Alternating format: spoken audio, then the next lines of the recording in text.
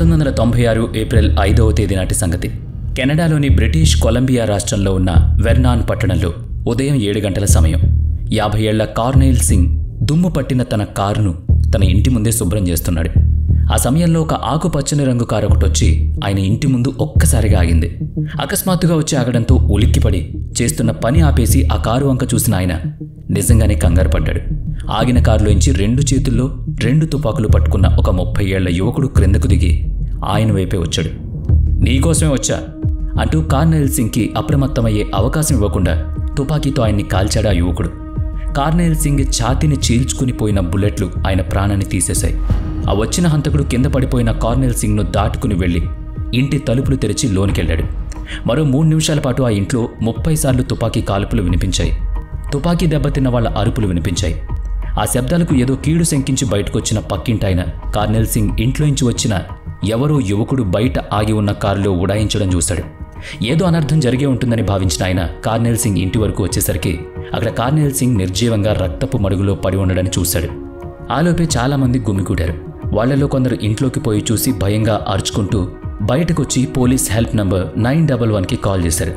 కెనడాలో సంచలనం సృష్టించిన ఈ నేరం ఇక్కడ భారతదేశం పంజాబ్లోనూ సంచలనాన్ని కలిగించింది. సదరు దుర్ఘటనకు పర్యావసానాలు తెలుసుకోవడానికి మనం కొంచెం లోతుగా పరిశీలించాలి. కార్నెయిల్ సింగ్ పంజాబ్లో ఒక రైతు కుటుంబంలో జన్మించాడు. వాళ్ళు గోధుమ పంట పండించేవాళ్ళు.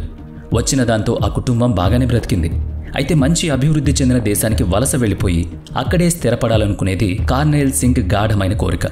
విద్య, వైద్యం, సాంకేతికత, వనరులు, మంచి రవాణా, వసతి సౌకర్యాలు అన్నీ ఉండే చోటుకు పోయి ఉండాలన్నది అతని కోరిక.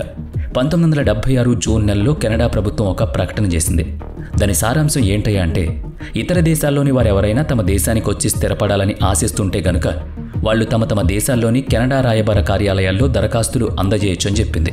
కార్నెయిల్ సింగ్ ఆ ప్రకటన చూసి కెనడా ఎంబసీకి వెళ్లి తన పత్రాలు ఇవ్వడం, అవి పరిశీలనకు వెళ్లి రావడం, నెల రోజుల్లో అనుమతి లభించడం జరిగిపోయింది.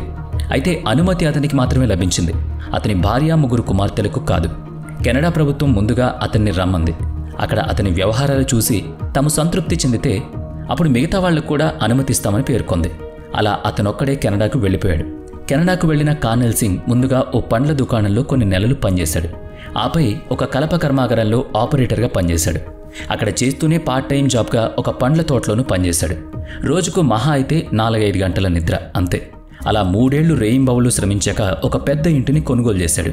మరి ఇల్లెందుకయ్యా ఒక్కడికి అంటే, కెనడా ప్రభుత్వం అతని కుటుంబానికి కూడా అక్కడికి వచ్చి నివాసం ఉండేందుకు అనుమతిచ్చింది. 3 ఏళ్లు కుటుంబానికి దూరంగా ఉన్న అతని ఆనందానికి అద్దులు లేకుండా పోయాయి. కెనడాకు వచ్చిన తర్వాత కార్నెయిల్ సింగ్ దంపతులకు 2 అమ్మాయిలు, 1 అబ్బాయి కలిగారు. తమ పిల్లలందరికీ మంచి చదువు చెప్పించాడు కార్నెయిల్ సింగ్.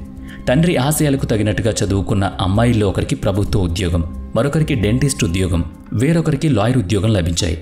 ఇక కార్నెయిల్ సింగ్ దంపతులు పెద్ద కూతురు జస్బీర్ కౌర్కి అతను తన చెల్లెలి కొడుకు బల్బీత్ సింగ్ని ఇచ్చి పెళ్లి చేశాడు. వాళ్ళకి 3 అమ్మాయిలు కలిగారు. వాళ్ళు సంతోషంగానే ఉన్నారు. ఇక రెండో కుమార్తె రాజ్వర్ కౌర్ని సీఏ చదువుతున్న విజయ్ సాహాల్కిచ్చి వివాహం చేశారు. ఏడాది గడిచింది. అంతా సజావుగా ఉందనుకుంటున్న వేళ ఇదిగో ఇలా కార్నెయిల్ సింగ్ దుర్మరణం పాలయ్యాడు. మరి మిగతా వాళ్ళకి ఏమైందన్నది తెలుసుకోవాలంటే ముందు వాళ్ళ పేర్లు, ఇతర వివరాలు తెలుసుకుంటే గందరగోళం ఉండదు. కార్నెయిల్ సింగ్ భార్య దర్శన్ కౌర్ గాఖాల్. ఆవిడ వయసు 45 ఏళ్లు. వాళ్ళకి మొత్తంగా 5 ఆడపిల్లలు, 1 మగపిల్లడు. జస్ప్రీత్ కౌర్, రాజ్వర్ కౌర్, బల్వీందర్ కౌర్, కుల్వీందర్ కౌర్, హర్వీందర్ కౌర్ వీళ్ళంతా కూడా అమ్మాయిలు కాగా చివరి వాడైన అబ్బాయి పేరు జస్పాల్ సింగ్.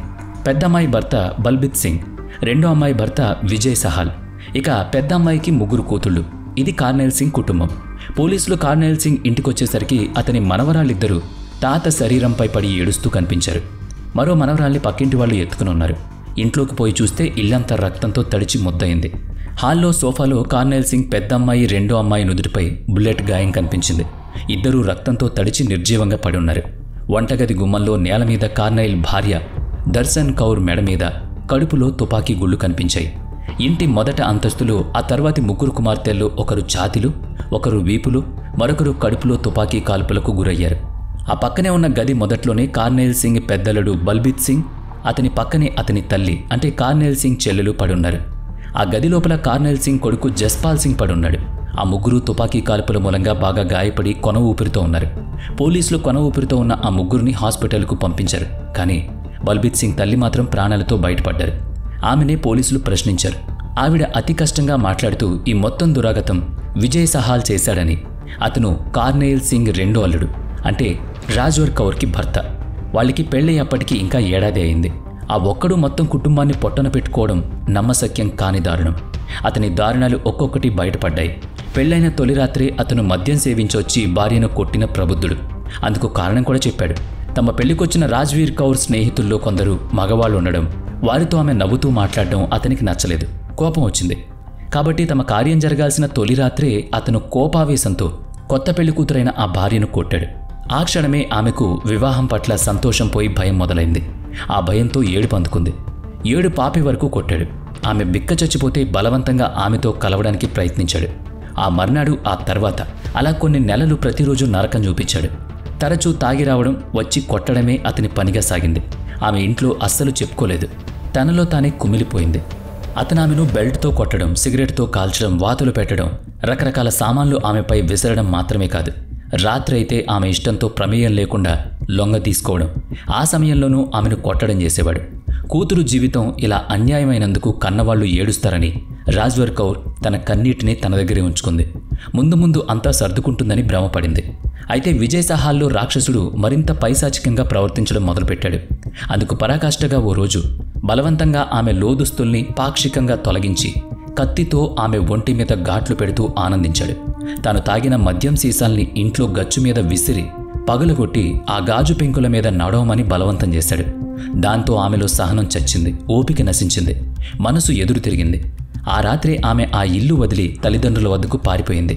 రాజ్వల్ కౌర్ చెప్పిన దారుణాల్ని విన్న తండ్రి కార్నెయిల్ సింగ్ పోలీసులకు ఫిర్యాదు చేశాడు. పోలీసులు వచ్చేసరికి అతడికి మత్తొదిలింది. తన జీవితం పట్ల భయం కలిగింది. ఆ వెంటనే భార్య, మామగార్ల కాళ్లు పట్టుకుని మన్నించమని అడిగాడు. తెలియక చేశానన్నాడు. మన్నించమని దయనీయంగా వేడుకుంటున్న అతన్ని చూసి రాజ్వల్ కౌర్ మనసు కరిగింది. జాలి కలిగి తామిచ్చిన ఫిర్యాదును వెనక్కి తీసుకున్నారు. తర్వాత ఒక వారం రోజులే గడిచాయి. ఆ రోజు ఉదయాన్నే కారులో వచ్చిన విజయ్ సహాల్ తుపాకీ గుళ్లకు కార్నెయిల్ కుటుంబం మొత్తం బలైపోయింది. ఈ మొత్తం దురాఘాతాన్ని పోలీసులకు కార్నెయిల్ సింగ్ చెల్లెలు, అంటే అతని పెద్ద అల్లుడి తల్లి హాస్పిటల్ బెడ్ మీద నుంచే చెప్పింది. విజయ్ సహాల్ ఇంటికి వెళ్లి చూస్తే దానికి తాళం వేసుంది. కొందరు అక్కడ కాపు కాశారు. మరికొందరు విజయ్ సహాల్ వేసుకొచ్చిన కారు ఆచూకీ కోసం ప్రయత్నించారు. అయితే ఆ రోజు ఉదయం 11:30 కార్నెయిల్ సింగ్ ఇంటికి కొంచెం దూరంలోనే ఉన్న గ్లోబ్ అనే 3 స్టార్ హోటల్ నుంచి పోలీసులకు ఫోన్ కాల్ వచ్చింది. ఆ వెంటనే ఆ హోటల్కి వెళ్లి చూడగా అందులోని ఒక గదిలో 30 ఏళ్ల యువకుడొకడు తల్లో తుపాకీ గుండు చొచ్చుకు వెళ్లి చచ్చినట్లు పోలీసులు గుర్తించారు. ఆ తుపాకీ అతని చేతిలోనే ఉంది. అంటే హత్య అయ్యేందుకు అవకాశం ఎక్కువ. అతని దుస్తుల్లో ఐడి కార్డు చూడగానే అతని విజయ్ సహాల్గా పోలీసులు గుర్తించారు. ఆ హోటల్ సైడ్ నోట్ కూడా ఉంది. తనను విడిచి ఉండలేనని చెప్తున్నా కూడా రాజ్వల్ కౌర్ని వాళ్ళ తల్లిదండ్రులు పంపించడం లేదు కనుక వాళ్ళందరినీ తాను పంపేశానని, పోలీసులు ఎలాగైనా తనను పట్టుకుంటారు కనుక వాళ్ళు రాకమునిపే తాను కూడా వెళ్లిపోయానని అందులో రాసుంది. ఒకే కుటుంబానికి చెందిన 9 మంది సామూహిక హత్యాకాండ, హంతకుడి కెనడాలో పెద్ద సంచలనాన్ని రేకెత్తించింది. మరుసటి రోజు పత్రికలు, టీవీ ఛానళ్లలో ఈ వార్త హోరెత్తింది. భారత్లోని పంజాబ్ రాష్ట్రంలోనూ ఈ సామూహిక హత్యాకాండ పెను సంచలనాన్ని కలిగించింది. కెనడా ప్రభుత్వం స్వంత బాధ్యతగా ఆ అందరికీ వారి ఆచార ప్రకారం అంత్యక్రియలు నిర్వహించారు. వెర్నాన్ పట్టణంలో శ్మశాన వాటికలో అందరికీ ఉమ్మడిగా ఆ అంత్యక్రియలు జరిగాయి. 1996 నాటి ఈ దుస్సంఘటనను కెనడా వాసులు మర్చిపోలేరు. విజయ్ సహాల్కి జీవితాన్ని ఎలా స్వీకరించాలో తెలియలేదు. భార్య ఉద్యోగస్తురాలు, తాను సీఏ చదువుతున్నాడు. కాబట్టి ఇద్దరికీ ఎలాంటి ఆర్థిక ఇబ్బందులు ఉండే అవకాశమే లేదు. అతడి తల్లిదండ్రులు భారతదేశంలోనే ఉన్నారు. కెనడాలో ఇతనొక్కడే ఉంటున్నాడు. అలాంటి అతనికి పెద్ద కుటుంబంలోని అమ్మాయి భార్యగా లభించింది. ఏ అవసరానికైనా ఆదుకునే మామగారి పెద్ద కుటుంబం ఉండగా మరి ఈ తంటాలు ఎందుకంటారా? అంతే మరి. ఎవరి రాతను ఎవరు తప్పించగలరు? మీరే కామెంట్ చేయండి.